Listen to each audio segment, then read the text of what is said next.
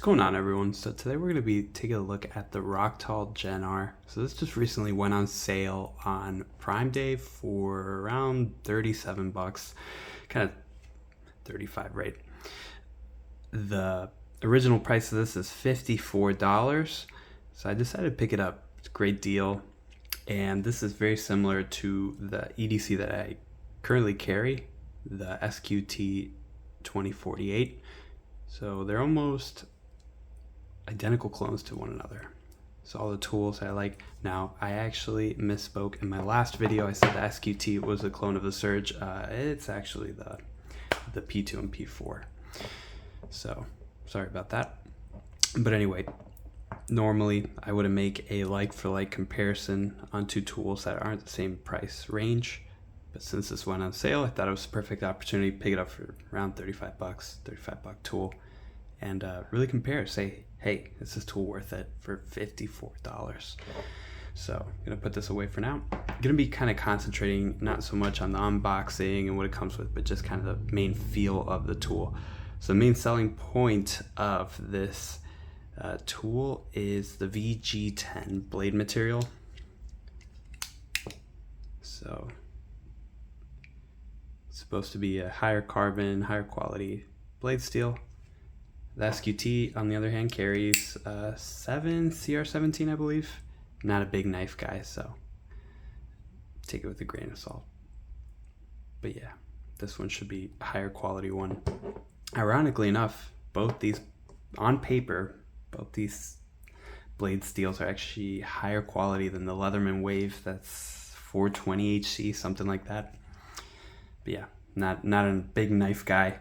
Leatherman just came out with knives, so I'm sure, sure a lot more people will become knife people, but yeah, not me. So let's start with the feel. Compare these two. Let's open up the blade.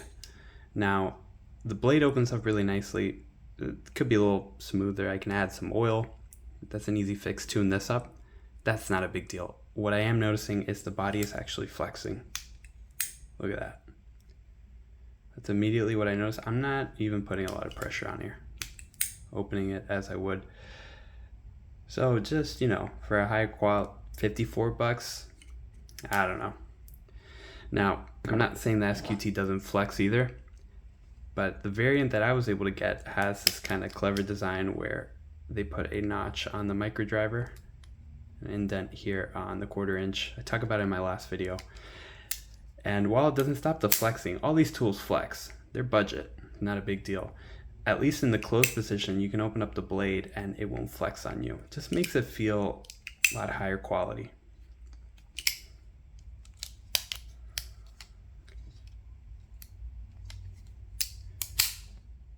But let's say, right, let me show it to you. They all flex. Once I move the bit adapter out, right, that mechanism can't really work. You see the flex. Same flex here. About the same too. So, just some advice for ROCKTOL. Potentially, hey, this could be a nice little modification to the tool, make it kind of more worth the price. One thing I like is that the belt clip comes on the correct side where I can open up the blade. Oh man, that flex is really bad. Open up the blade on this side and not have to take apart the tool to swap that. All right, now the tools are kind of in different spots here, so let's move on to the saw.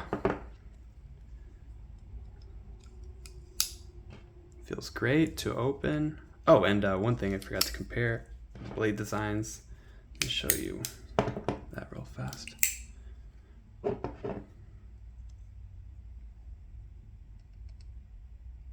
So yeah, that's kind of the main difference. They're about the same size. So here's how they look like. Cool. All right, put that away. And the saw on the SQT, exactly the same feel, same design. No complaints there. Let's open up the serrated blade with box cutter. This is straight out of the box, so I could tune it up. I'm not gonna complain too much because again, this is an easy fix with a T8 or T10 screw. No problem there. Okay, same design, but I am feeling flexing on the tool. Again, yep. See, look at that. I couldn't even get it halfway through when it flexed. And a lot of that energy goes into flexing the actual thing. So yeah, not impressed there. It actually makes opening up the tool a little difficult. All right. Scissors, let's check those out.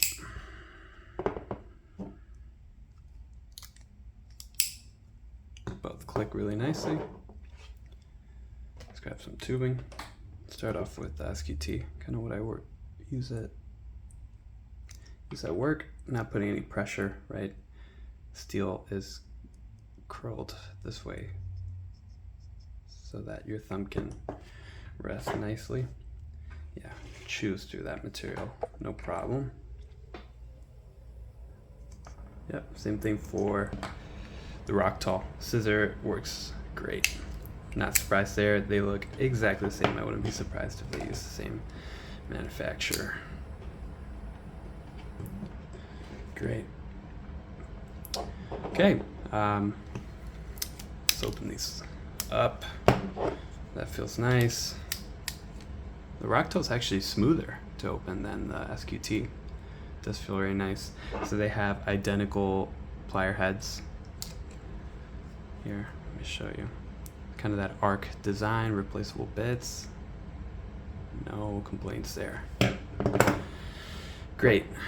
I don't want this video to last too long. There's a lot of reviews already on this. It's just for me to make a recommendation whether the ROCKTOL is worth it. Let's look at the 1/4" bit adapter.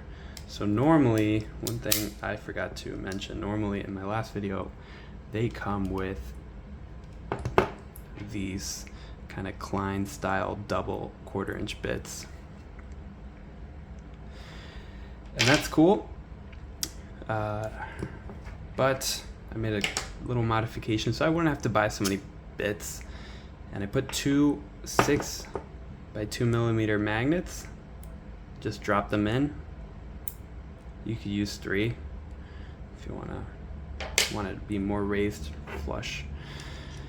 And yeah, now they accept any 1/4" bit. So I really love these. I did the same for the ROCKTOL. And they feel exactly the same. It's awesome. Right? The only difference is they don't have the indent.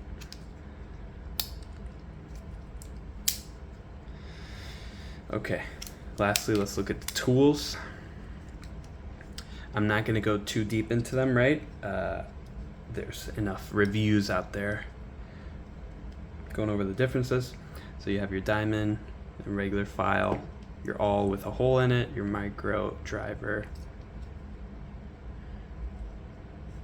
flat head, and can opener.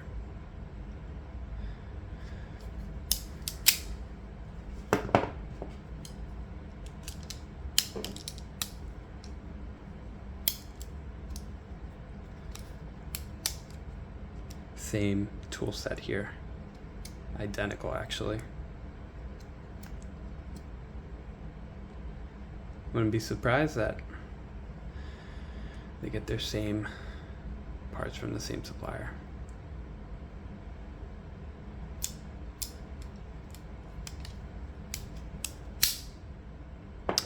Okay, so I think I have kind of the verdict here. Just don't want this video to last too long. In my personal opinion, right, if you can pick up the ROCKTOL for $35, it is absolutely worth it, right? All these multi-tools at this price are gonna flex. At $54, right, this is where you start approaching the kind of wave bond price set, right? Higher quality multi-tool. You know, this isn't cool. The flex is not for the price that you could be getting it normally.